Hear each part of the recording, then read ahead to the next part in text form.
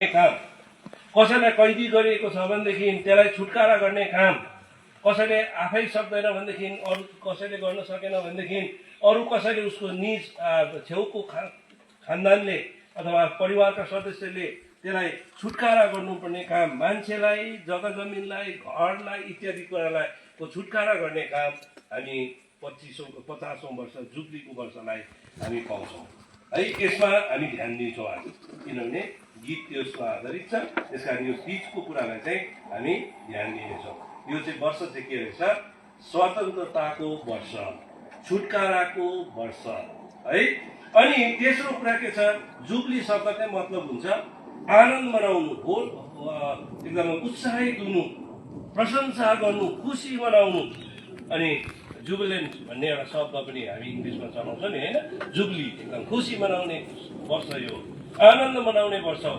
यो पनि शब्द कता कता यहाँनिर यो गीतमा आएको, हामी उत्सव मनाउने दिन पनि वर्ष पनि हो है। यसमा पनि हामी ध्यान दिँदैनौँ, एउटै कुरामा ध्यान दिन्छौँ। त्यो चाहिँ के हो भन्दाखेरि स्वतन्त्रता हुने, स्वतन्त्र हुने, छुटकारा पाउने, द इयर अफ रेस्टोरेसन, छुटकाराको वर्ष। प्रभुले हामीलाई सहायता गरेका हौँ। 2025 सालको अन्तमा प्रभुले हामीलाई यो समय दिनुभयो। अब यो मण्डली स्थापना गर्नको लागि धेरैजना यहाँ म देख्दैछु, यसरी अनुहार हेर्दै थिएँ है। अनि मैले देखेँ प्रायः क्या जस्तै मेहनत गरेँ उहाँहरूको कोही न कोही यहाँनिर म के गर्दछु, देख्दछु है।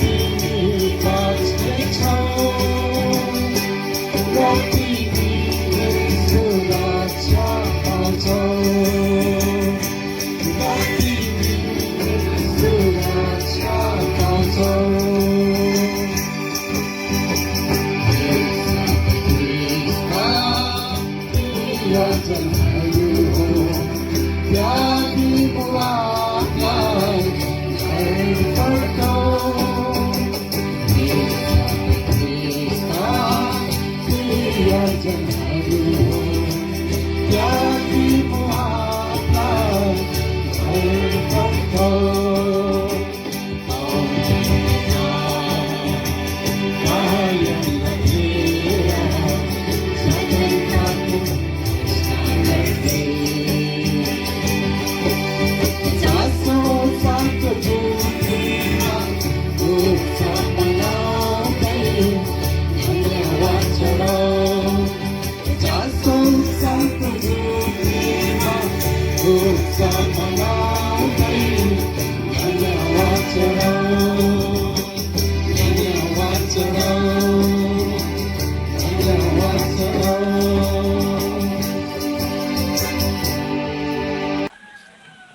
सबै सबैजनालाई जय मसीह।